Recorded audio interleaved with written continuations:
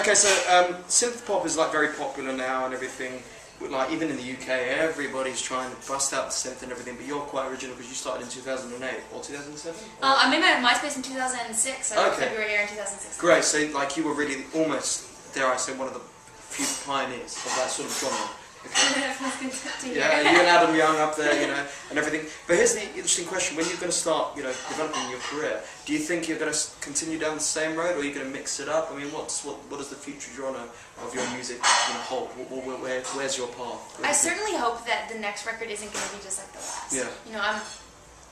You know, looking back on my musical career so far, even before I got into electro, I've been everywhere. I was in a metal band for a while, and I was metal. Yeah, I played guitar in a metal band. Yeah. I was in a pop punk band. I was doing acoustic stuff. I tried R&B. You know, I tried a little bit of everything. So you know, I'm doing electro now, and I always have a fascination with keyboards. I always find inspiration in finding new sounds. And I'll always probably play a part in the music, but I'm not always going to sound this way. I'm always going to be evolving and changing with the times or ahead of the times if I can. And just making the music I like, you know? Yeah. And you can't always do the same thing, because you personally be frustrated. I think that's what one of the, I mean, I think when artists make their first album and then have a struggle making their second one, you know, I'm not really one to talk because I don't have a second one out yet, but it's hard because you don't know if you should make the same thing, because that's what people like you for, so it's like, we should go back and make the same thing.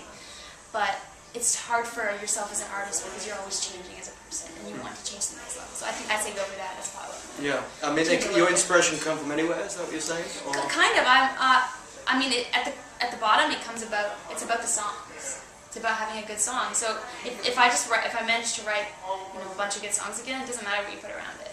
I put some synths and drums, and you're good. Bit of metal. Yeah, bit of metal chugging. That's great. Now your album is called The Listening. Yes. It's been out for how long now? Well, here in the UK, it just came out on 17th. Excellent. Last week. Excellent, excellent. And it's a very, you know, youthful, fun, energetic album. Did you write all the music and lyrics yourself, or were you teaming up with other people or producers, or? There are 3 songs in it that I just wrote on my own, and then everything else is co-writes. And I work with they're both friends of mine. One's named Dave, and one's named Tog Salter. And they're just awesome songwriters. It's nice to have somebody to bounce ideas off of. So the rest of the album is just sitting down, writing up a song together, and producing it together. Yeah. So so like you're really the core, obviously, and then there wasn't like some super producer that you worked with. No. It's never. No, I've written with a lot of super producers actually, and it's a bit. Super producers. Yeah, they like have capes, and they're really buff. Not at all. It's a little. You know, as an artist, I found it a little hard to work with somebody who's already really renowned. Let's go with renowned. Renowned. The French version. Because it was a bit about them, you know, where, you know, they have their ideas and they're in there working away, and I'm just like, I have an idea, I have no. Yeah. And it's just, it's just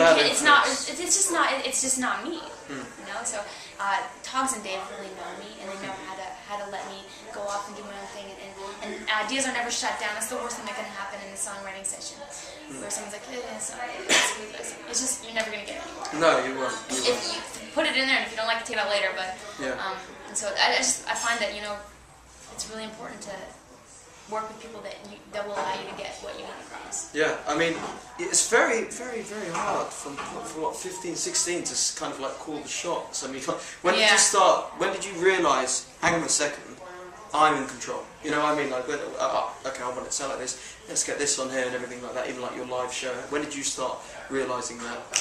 Well, it started when you start having ideas. Yeah. You know, as soon as you have an idea and then you learn to say it, it's there. And so I've always kind of been like that. And there's obviously been some situations. I remember when I first started working with Dave and Togs. They're amazing songwriters, amazing producers. When we first started working together, especially me and Togs, we didn't actually work that well together. Because I had these ideas, but they weren't that great. And he was just like, had these ideas, and we we're thinking on the same page. But after enough, but we came up with good stuff, pretty good stuff. It just didn't feel honest. And then a couple of years later, we got back together and started writing again. It was like boom, boom, one after the other, one after the other. And I think we just kind of we sat and let it sink in how much we wanted to let each other do. And and it's kind of perfect. Excellent. I mean, that's very lucky. That's very lucky. Really lucky, you know, and I feel really lucky to have somebody like these two guys to work with. And I'm going to branch out and try working with other people too, and do a lot on my own as well, because that's the way I started, again, going back to your question. Started out literally like producing my own stuff every day. I was doing it all. So I had tons of ideas, and that was when I realized you can call the shots. You know, when you're writing stacks and stacks of songs that you produce yourself, and you're like, that sounds good, that doesn't, that sounds good. You start to get a sense of what you should be doing and what you shouldn't be doing. Yeah. And while you've still got tons to learn, you know that just say what you want, because otherwise it's going to sound like everyone else. I mean, that actually answers another big question. What advice would you give any inspiring musician that wants to be just like you? One of your biggest fans, they're like, oh my god, I mean, like, they're in their bedroom, they've got this plan, they need to write all their, you know, what would you say? What would you... I would say don't strive to be just like anybody else, because then you're just going to do the same thing over and over again. One of my biggest tips is, if you have some kind of craft, whether it's your music or your instrument or painting or something like that, do it to your satisfaction. Make sure that you're so proud of it that you just want to stand on top of a mountain and show everyone what you've done.